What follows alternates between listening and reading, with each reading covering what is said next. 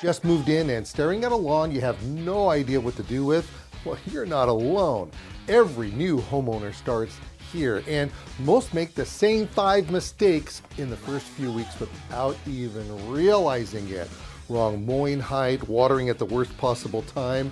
The fertilizer aisle is confusing as heck, and picking the wrong one turns your grass brown instead of green. Well, here's the good news. A few simple rules are all you need, and I'm going to walk you through every single one. Hit like and subscribe because your lawn's best days are just getting started. What do you say we talk about lawn care essentials? I mean, think about that for a second. We take a lot of things for granted, but if you're a new gardener, if you have a first house and you've got a lawn, you may not know what to do, or maybe we just need a little brush up on what's going on here. So I'm going to give you a pro's perspective on what we need for our yard and gardens, especially for our lawns, okay? In particularly our lawns. That's why we call this lawn care essentials. So let's talk about our mowing practices first, because that's super important. One of the most underrated things that we do is making sure that we cut our lawn with a dull blade.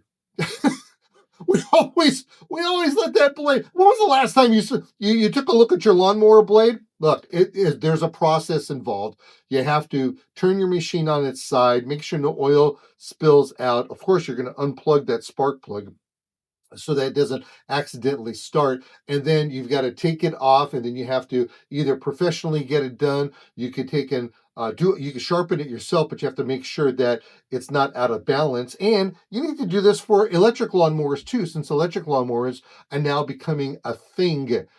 Yeah, they're becoming a thing. So when you have a sharp lawn mowing blade, it's going to give you a nice clean cut. Have you ever mowed your lawn and then you come back and you go, wait a minute, why is there like a gray tinge over the lawn afterwards? Or maybe a slight brown tinge. That's because if you look really close at those blades, you're going to find out that they are not sharp, cleanly cut. I mean, take a piece of paper, get a pair of sharp scissors, cut it. That's the way your lawn should be. It's just that simple. So keep that in mind. Now, the next thing is the cutting height rule. Oh my goodness, do people ever get this? Lawns are actually designed to be cut once a week. Don't go every other week. You want it to be, every other week. Do every week on it. That's especially in its growing period. There's only one time when you don't have to worry about doing it every week. That's when the lawn slows down in the winter time. You don't have to do it every week in the winter time. You can do that. They do that every other week. And even then, some of the lawns you could do every third week, maybe even once a month, depending on the type of lawn. There's so many types of lawns and turfs out there. You're going to have to figure out how that works for you. But that's one way, and one thing that I would really consider is do that one. It's the 1/3 maximum. That's what we really want. What does that mean? Well, that means that you want to try to keep it, hopefully, at a 3 inch, 2.5 to 3 inch level. Again, it depends on the type of lawn because there are other certain lawns that can be a little bit lower than that, but never much taller than that. So when in doubt, use my 1/3 rule. It's the same rule I use for pruning, the 1/3 rule. Why do I use it? Because it works. That's way. So keep that in mind if you would, please. Now, watering, oh my goodness, that is so important. Your watering techniques have to be deep and infrequent. Now, a lot of times we think that, oh no, we have to water. We have to water and just soak the thing and do it every single day. Au contraire, you will find out that you probably are overwatering. And in fact, I can almost guarantee that you're overwatering.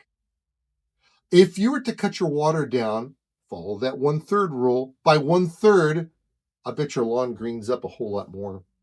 Yeah, it probably will green up a whole lot more. That right there is super important. You know, there's a reason why on all of your sprinkler control boxes, they have a little rain feature on there.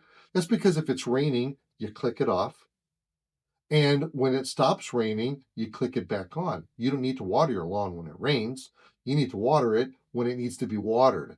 And the other thing is that you need to make sure that there's head to head coverage.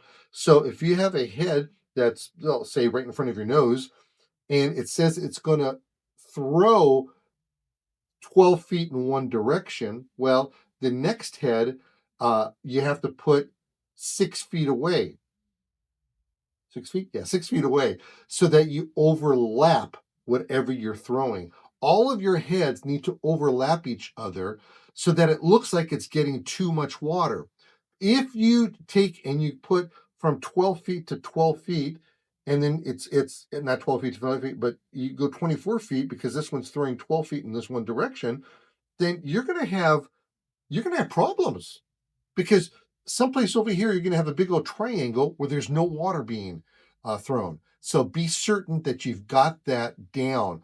100% coverage, and you water until you see runoff, and then you stop. And don't water as often, and you're going to see how much more greener your lawn is. Just a fascinating thing. Now, your watering timing is just as important as when you do your watering, as the watering technique. So your watering timing is early in the morning. That's right. When you decide that you need to take a shower, that's when you water. Okay, water at 5 o'clock in the morning. Just use that as a rule. Five, if you have a huge, just a gigantic system to where you have all kinds of heads and stuff like that going on, then you can water a little bit. What do you call it? Start it earlier, but typically not much earlier than 4 o'clock. Okay, so usually 4 or 5 o'clock is a good time. And again, there's ways of testing and how much for the round for the runoff and all that. Just make sure that when you do water, it is early in the morning. It allows the water to percolate through the soil a whole lot better, and it does it slower too. If you do it in the heat of the day, then number one, you do run the possibility of potentially burning the grass. And scientifically speaking, there's really not a whole lot of information out there that says that actually happens. But I've seen where grasses will get burned. And then you have you have the evaporation factor.